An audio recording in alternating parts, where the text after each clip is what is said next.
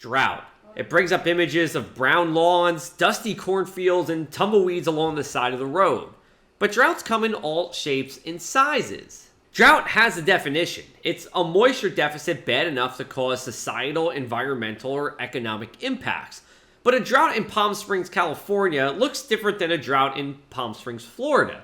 A drought at the Jersey Shore is different than a drought at the Great Lakes.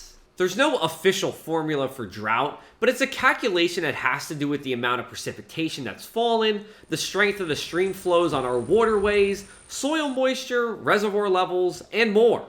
There are two different kinds of droughts. Short-term droughts, which are typically less than 6 months and impact agriculture and grasslands, and long-term droughts, which last longer than 6 months and can impact the entire ecosystem. We'll start off with a moderate drought, or D1. There's no such thing as a minor or small drought.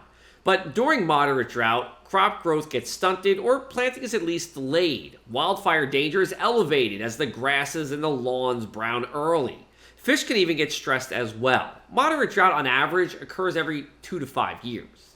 The next stage up is severe drought, or D2 of 4. This is when crop or pasture losses are likely and water shortages become common. Golf courses usually start to conserve water during this point as well, and water restrictions are typically imposed upon everybody.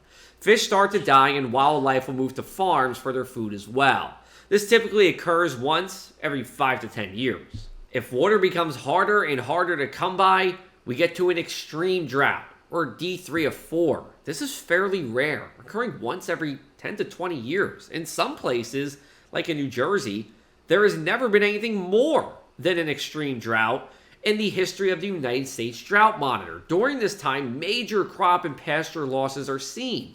Water restrictions are usually mandatory and reservoirs run very low. You might even want to dig a deeper well to get to that groundwater. And for wildlife, you usually start to see outbreaks and disease. The most intensive droughts is called an exceptional drought, or D4 of 4.